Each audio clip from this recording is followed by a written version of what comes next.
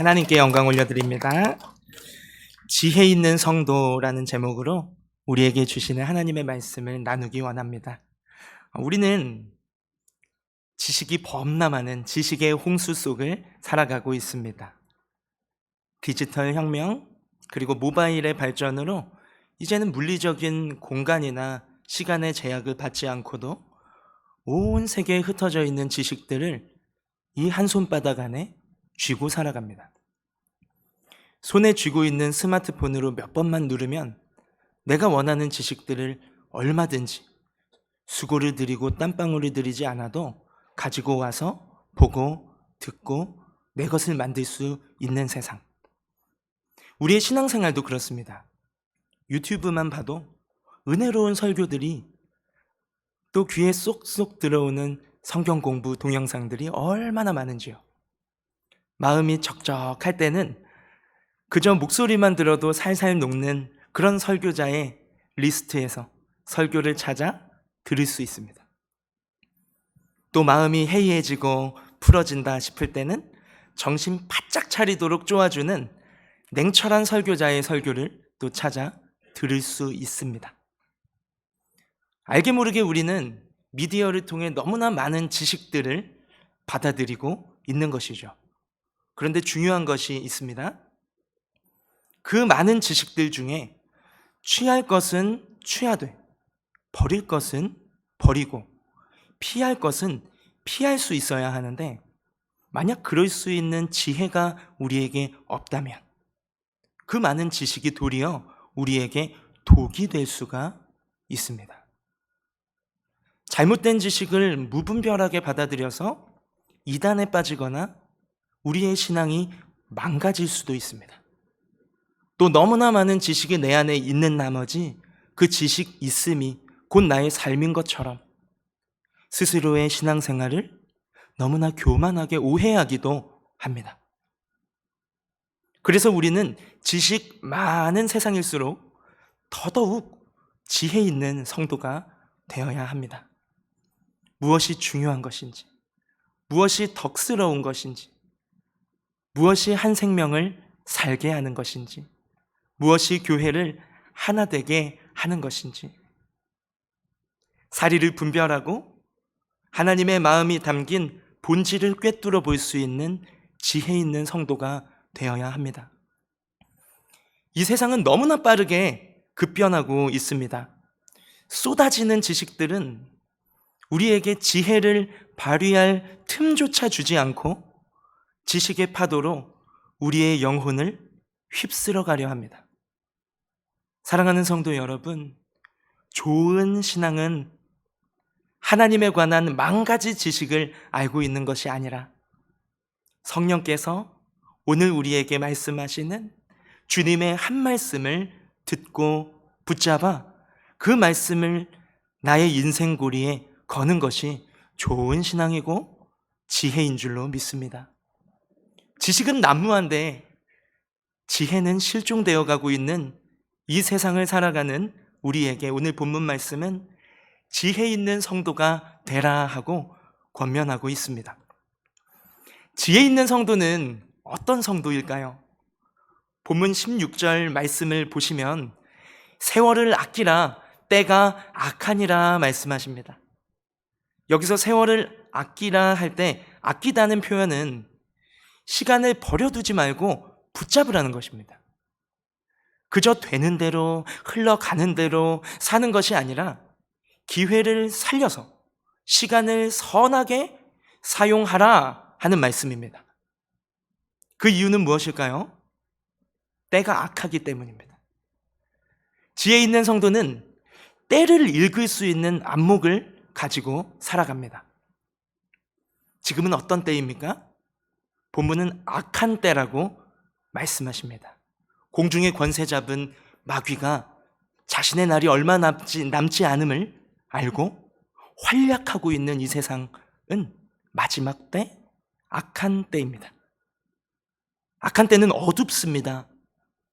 그러기에 캄캄한 세상 속을 걸어가는 우리의 인생의 길목길목마다 마귀는 우리의 믿음을 빼앗아 가도록, 또 우리와 하나님 사이를 갈라놓기 위해 끝까지 가지 방법을 동원해 시험과 유혹에 덫을 쳐놓고 박수치며 올커니 하고 응원하고 있습니다. 달려라, 취하라, 가져라, 밟아라. 주의하지 않으면 마귀의 덫을 밟아 허송세월을 하고 말 것입니다. 누가복음 15장의 탕자의 비유처럼 다 잃고 그제서야 다시 아버지의 품으로 돌아오게 될지도 모릅니다. 그렇다면 악한 이 시대에 그저 바쁜 세상 속에 분주하게 떠밀려 귀중한 세월을 죄 짓는 일에 다 허비하는 것이 아니라 세월을 아끼는 지혜 있는 성도로 살아가려면 어떻게 해야 할까요? 오늘 본문 17절은 오직 주의 뜻이 무엇인가 이해하라 말씀하고 있습니다. 그리스도인은 그리스도를 따르는 삶을 사는 사람입니다. 오직 주의 뜻이 무엇인지를 바르게 알고 이해할 때 우리는 주님을 따라 살 수 있습니다. 만약 우리가 그리스도인이라고 하면서 교회에 나오고 예배도 드리고 말씀을 듣고 아멘 하고 뭉클한 감격에 눈물을 훔치며 집으로 되돌아간다 할지라도 만약 하나님의 말씀 가운데 나를 향하신 주님의 뜻을 발견하지 못하고 나의 삶을 향하신 주님의 뜻을 말씀 속에서 이해하지 못했다면 우리는 주님의 뜻을 따라 살 수가 없고 주의 뜻을 따라 살지 않는다면 그것은 주님과 관계가 없는 삶일 수도 있습니다. 세상에는 많은 뜻이 있습니다. 사람이 모인 곳에는 모인 사람의 머리 수만큼이나 저마다의 뜻이 다 다릅니다. 내 뜻이 가장 그럴듯하고 좋아 보여도 모인 모든 사람이 저마다 내 뜻이 옳소 한다면 그 모임, 그 공동체는 한마음 한뜻이 될 리가 만무합니다. 교회도 마찬가지입니다. 이 시대의 교회들이 왜 분열하고 찢어지고 편이 나뉘고 상처를 주고받는 일들이 일어날까요? 사실 이유는 많아 보여도 원리는 단순합니다. 주의 뜻이 무엇인가 이해하지 못했기 때문입니다. 그래서 여전히 내 뜻이 옳고 심지어는 내 뜻이 곧 주님의 뜻이다 하고 철석같이 믿어버리니 더 이상 주의 뜻이 무엇인지 이해하려고조차 하지를 않습니다.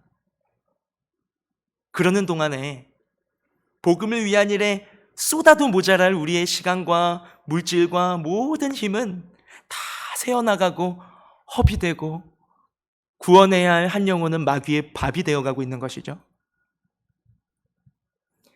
교회의 회복과 부흥은 어디서부터 시작되어야 할까요? 모 집사님의, 모 장로님의, 모 권사님의 변화일까요? 목회자의 변화일까요? 물리적 환경의 개선일까요? 교회의 진정한 회복과 부흥은 어디서부터 시작되어야 할까요? 오늘 본문을 근거하자면 주의 뜻이 무엇인지를 이해하는 것에서부터가 시작입니다. 주님의 뜻을 이해하고 주님의 뜻 앞에 우리의 뜻과 마음을 하나둘 모으기 시작하고 교회가 한마음 한뜻을 품게 될 때 그 교회는 주님의 뜻을 이루어가는 주님의 일하심에 동참함으로써 부흥의 열매를 거둘 수 있는 것입니다. 오늘 본문은 주의 뜻이 무엇인지 우리에게 너무나도 선명하게 말씀해주고 있으십니다. 오늘 우리가 한마음 한뜻으로 붙잡아야 할 주의 뜻은 바로 이것입니다. 본문 18절 한 목소리로 함께 읽겠습니다. 시작. 술 취하지 말라. 이는 방탕한 것이니 오직 성령으로 충만함을 받으라. 아멘.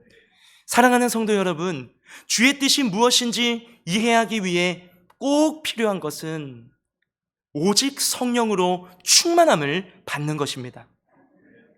오직 성령으로 충만함을 받을 때 우리는 주님의 뜻이 무엇인지를 이해할 수 있고, 주님의 뜻을 이해하고 붙잡을 때 우리는 악한 세상 속에서 세속에 떠밀려 허송세월하는 것이 아니라 하나님의 뜻을 이루어가며 하나님의 나라를 왕성하게 세워가는 영광스러운 교회가 될 것입니다. 그래서 성령 충만의 핵심은 주의 뜻을 이해하는 것입니다.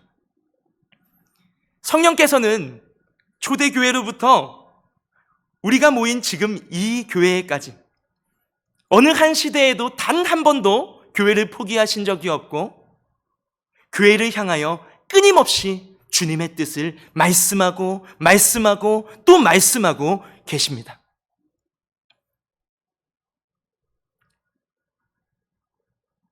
주의 뜻을 발견할 때 우리는 주님의 마음을 품을 수가 있습니다.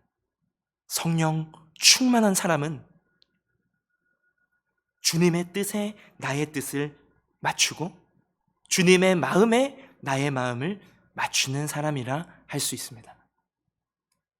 주님의 뜻보다 내 뜻이 앞서가고 내 마음 가는 대로 살아가는 사람은 성령 충만이 아니라 자신에게 취한 사람입니다. 자신에게 취한 사람은 술에 취한 것과 비슷합니다. 자신의 취한 삶의 증상 중에 하나가 술 취함이죠. 술에 취하면 감각이 둔해집니다. 의식과 감정이 이 술이라는 물질에 사로잡혀 버리고 맙니다. 통제력을 잃어버리니 본의 아니게 뻥뻥 사고가 터지기도 합니다. 자신에게 취하는 것도 이와 똑같습니다. 주님의 뜻보다 내 뜻이 앞서고 주님의 마음보다 내 감정과 내 마음이 앞서가니 영적으로 둔감해지다 못해 끝끝내 영적 무감각 상태가 되어버리고 마는 것입니다. 더 이상 주님의 뜻을 찾을 수가 없습니다. 반면 성령으로 충만한 사람은 주님의 뜻을 헤아리고 주님의 마음을 품게 되니 날이 갈수록 영적 감각이 예리해집니다. 영적 감수성이 풍부해집니다. 같은 세상에 발을 딛고 같은 사업장에서 일을 해도 성령 충만한 사람은 다릅니다. 육의 눈이 아니라 영의 눈을 뜨고 영적인 세계를 바라보며 살아가기 때문입니다. 때로는 나에게 큰 이익을 가져다 줄 것 같이 성큼 다가오는 기회조차도 덥석 받아무는 것이 아니라 이것이 하나님이 주신 기회인지 마귀가 쳐놓은 덫인지 기도하고 말씀으로 분별해서 지혜롭게 반응합니다. 그러나 성령 충만한 삶이 늘 순탄하지만은 않습니다. 도리어 공중의 권세 잡은 마귀가 판을 치는 이 악한 세상 속에서 우리가 성령을 따라 성령이 알게 하시는 주의 말씀을 따라 주의 뜻을 따라 살고자 할 때에 늘 호시탐탐 도사리는 영적인 공격에 곤욕을 치르는 날도 적지 않습니다. 그럼에도 주님의 뜻을 붙잡고 따라 살아가는 성령 충만한 그리스도인의 삶에는 자신감이 있습니다. 평안함이 있습니다. 주의 뜻이니 주가 이루실 것이고 성령께서 계시니 성령이 이끄실 것이고 내 인생이 주의 것이니 주께서 책임지시리라 하는 믿음이 있기 때문에 두렵지 않습니다. 바라기는 우리 빌라델비아 교회가 오직 성령으로 충만함을 받아서 주의 뜻이 무엇인지 이해하고 한마음 한뜻으로 주님의 뜻을 이루어드리는 지혜로운 교회가 되기를 소원합니다. 자, 그러면 우리가 성령 충만함을 구할 때 우리가 성령 충만함을 받았는지 못 받았는지 어떻게 알 수 있을까요? 나는 기도를 많이 하는 사람이니 내 뜻이 곧 주의 뜻이다 말하는 사람은 굉장히 위험합니다. 성령 충만의 근거는 무엇일까요?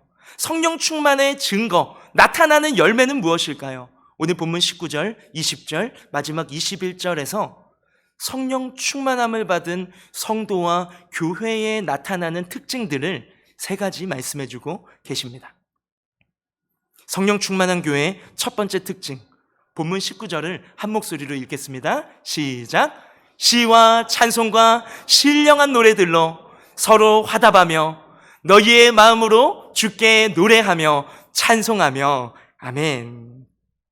성령 충만한 교회와 성도들의 모습 속에는 시편 151편부터 이어지는 시와 찬송과 신령한 노래들로 가득합니다. 자, 그럼 함께 외워보겠습니다. 시편 151편 1절 찾지 마시고, 자, 시작. 할렐루야, 할렐루야. 바로 그렇게 나와야죠. 네, 성경에 기록된 시편은 150편이 마지막인 거 아시죠? 네. 하지만 성령의 인도하심을 받는 성도의 삶 속에는 고난이 있고, 기도의 눈물이 있고, 응답이 있고, 승리의 간증들이 있지 않습니까?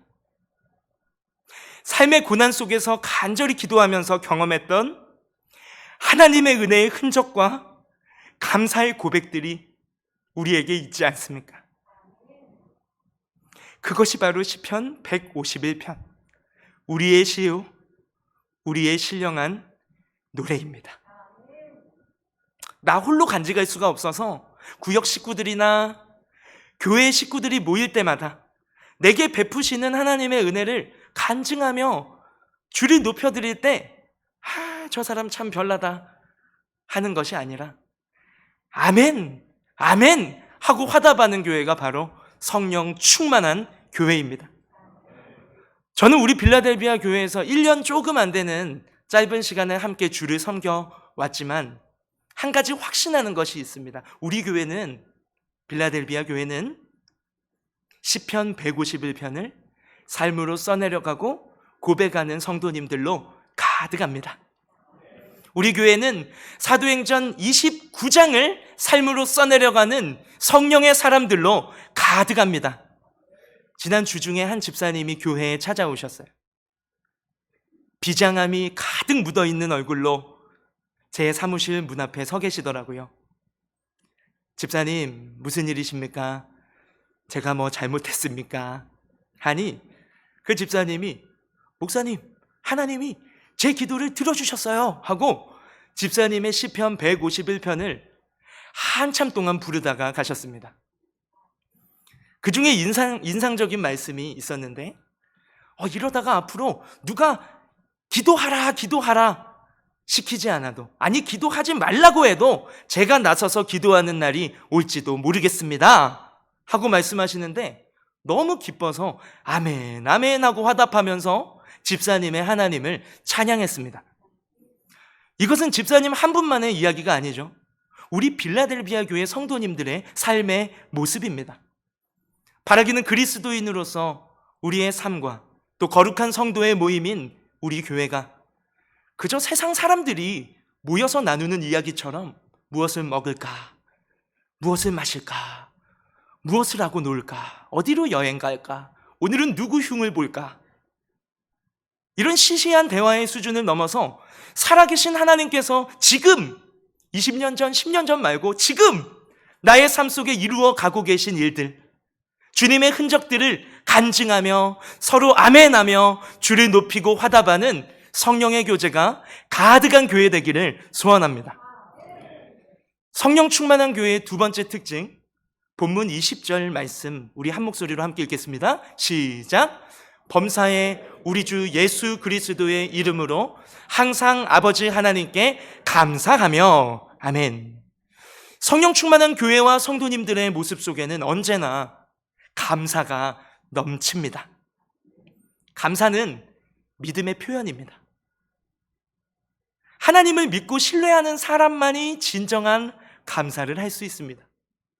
감사의 조건은 나의 여건이나 처지나 내가 처한 환경과 상황에 있는 것이 아닙니다. 감사의 조건은 오직 믿음입니다.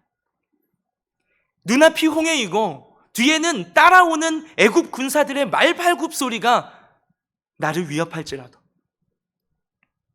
눈앞이 골리앗이고 뒤에는 하나도 힘이 되지 않는 무기력한 백성들이 숨어서 벌벌 떨고 있을지라도, 그것이 우리의 현실이나 할지라도, 성령 충만한 교회, 성령 충만한 성도는 처한 상황을 불평하거나 현실을 악담하는 것이 아니라, 우리가 저들의 밥이 되었다 하는 것이 아니라, 능히 현실을 뛰어넘어 홍해를 갈라놓으시고 골리앗을 쓰러뜨리실 하나님께 감사할 수 있는 것입니다. 현실을 바라보면서 불평하고 악담하고 낙담하는 것은 사실은 현실 감각이 있는 것처럼 보이지만 현실적인 것이 아니라 믿음 없는 것입니다. 그렇다고 믿음의 사람이 비현실적인 삶을 살아가느냐? 그것은 아니죠. 현실을 직시해야 합니다. 그러나 전능하신 하나님을 신뢰하기에 현실을 폴짝 뛰어넘는 믿음의 삶을 사는 사람들입니다. 그리고 그 믿음 생활을 살아내는 비결은 어디에 있습니까? 바로 감사입니다. 감사할 제목이 있으십니까? 그럼 마땅히 감사하십시오. 그러나 그런 감사는 하나님을 모르는 세상 사람들도 하고 있습니다. 반대로 불평할 제목이 있으십니까? 현실적인 어려움을 겪고 계십니까? 문제가 생겼는데 도무지 답이 없어서 막막하십니까? 바로 그때가 감사할 때입니다. 하나님을 신뢰함으로 드리는 상황과 환경을 초월한 우리의 감사의 고백이 머지않아 눈앞의 현실로 다가와 하나님의 일하심을 찬양하게 될 것입니다.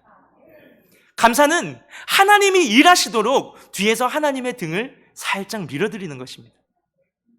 주님, 사방이 가로막혔습니다. 그럼에도 하나님이 계시니 감사합니다. 하나님 도와주십시오. 모든 것을 감사함으로 하나님께 아뢰 때 모든 지각에 뛰어나신 하나님의 평강이 그리스도 예수 안에서 우리의 마음과 생각을 지켜주실 뿐만 아니라 주께서 친히 앞서가실 것이고 우리를 대신해 싸워주실 것이고 주님께서 이루시는 놀라운 일을 보게 될 것입니다.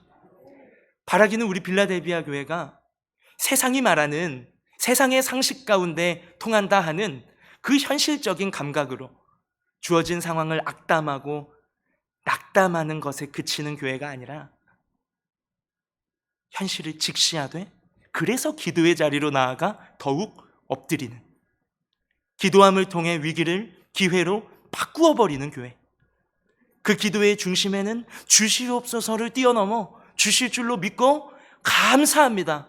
그러나 그리하지 아니하실지라도 주님의 교회니 주님의 뜻대로, 주님의 삶이니 주님의 뜻대로, 주님이 가장이시니 주님이 뜻대로 이루어질 것을 믿고 감사합니다 하고 고백하는 감사가 넘치는 교회 되기를 소원합니다.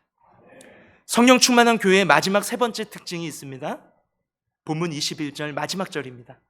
우리 한 목소리로 함께 읽겠습니다. 시작. 그리스도를 경외함으로 피차 복종하라. 아멘. 성령 충만한 성도들이 모인 성령 충만한 교회의 가장 확실하고 분명한 특징이 있습니다.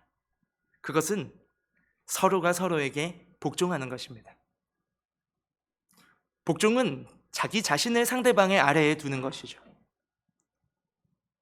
서로를 대할 때 자기 자신을 낮추는 것이 복종하는 삶의 출발입니다. 이것은 예수의 영, 성령이 계시지 않는 육신의 인생들이 모인 세상에서는 이해할 수도 없고 흉내낼 수조차 없는 가장 확실하고 분명한 성령 충만의 특징이라고 말할 수 있습니다. 하나님을 떠난 죄인의 본성은 내가 높아지는 것입니다. 그런 본능이 충만한 이 세상은 나 자신을 우상으로 섬기고 내 배불리는 것을 신으로 여기며 살아가는 세상입니다. 내가 더 가져야 하고 높아져야 하고 내 의견이 관철되어야 하고 내 마음대로 살아가야 하고 내가 주목받고 내가 인정받아야 하는 그것이 바로 성령이 계시지 않는 육신의 본성이고, 그러한 본성이 충만하게 실현되는 곳이 바로 우리가 발을 딛고 살아가는 전쟁터, 이 세상입니다. 그러나 그리스도인은 달라야겠습니다. 예수 그리스도를 나의 구원자로, 내 인생의 주인으로 모셔드린 인생. 그래서 더 이상은 육신의 욕망을 따르지 않고 주 예수의 이름으로 내 안에 오셔서 주의 뜻을 가르치시고 이해하시고 살아내시도록 도우시는 성령의 인도하심을 따르는 성령 충만한 그리스도인의 삶에는 더 이상 내가 없습니다. 날 살리신 주가 계실 뿐이요, 주께서 살리신 주 안에 한 몸을 이룬 지체들의 하나됨인 교회가 있을 뿐입니다. 성령으로 거듭난 그리스도인은 그리스도의 몸된 지체로 거듭났다 하는 자신의 새로운 아이덴티티를 인식하며 살아가기 때문에 그리스도의 몸을 함께 이루어가고 있는 각기 다른 개성과 은사와 분량을 가진 성도들을 서로 대할 때에도 주를 대하듯이 자신을 낮추어 서로를 섬기고 서로를 세워주며 살아갑니다. 서로를 높이고 세우는 것이 곧 주님의 몸인 나 자신을 세우는 것이고, 몸의 머리이신 예수 그리스도를 경외하는 것이라는 주의 뜻을 잘 이해하고 있기 때문입니다. 바라기는 우리 한 사람 한 사람이 한 성령 안에서 예수 그리스도의 몸을 이루어가는 주님의 몸된 교회임을 기억하고, 나와 다르더라도 몸된 지체는 다를 수밖에 없습니다. 눈이 4개가 되시기를 원하시는 분은 없으시죠? 목소리의 은사가 너무 부러워서 입이 한 5개 달리는 몸을 원하시는 분은 아무도 없으실 거예요. 지체의 다름과 은사의 다양성은 주님의 몸된 교회의 건강성입니다. 모든 것이 한 사람의 뜻으로 일률화되어지고 모든 것이 하나로 어떤 형식화되어지는 것이 병든교회죠. 바라기는 우리 한 사람 한 사람이 주님의 몸된 지체임을 기억하고 서로를 대할 때 내가 먼저, 장로님이 먼저, 권사님이 먼저, 집사님이 먼저, 목사님이 먼저가 아니라 내가 먼저, 나 자신을 낮추고 서로를 용납하고 섬기고 피차 복종함으로써 함께 연결되고 결합되어 그리스도의 장성한 분량에 이르도록 함께 자라가는 건강하고 아름다운 교회가 되기를 소원합니다. 말씀을 맺습니다. 어두운 세상 속에 빛의 자녀로 부름받은 성도는 지식이 범람하는 세상 속에서 세상의 이치를 따라 살거나 하나님에 대한 머리 지식에 안주하며 착각하며 머무르는 인생이 되어서는 안 됩니다. 주의 뜻이 무엇인지를 오늘 나에게 주시는 말씀 가운데 이해할 때, 붙잡을 때, 그 인생에 우리의 인생을 걸어드릴 때, 그 말씀 앞에 우리의 인생을 걸 때 우리의 삶은 이 악한 세상을 능히 이겨나갈 수 있습니다. 주의 뜻을 이해하기 위해서는 반드시 성령의 충만함을 받아야 합니다. 성령 충만은 하나님의 뜻이고 하나님의 약속이기에 구하면 반드시 주실 줄로 믿습니다.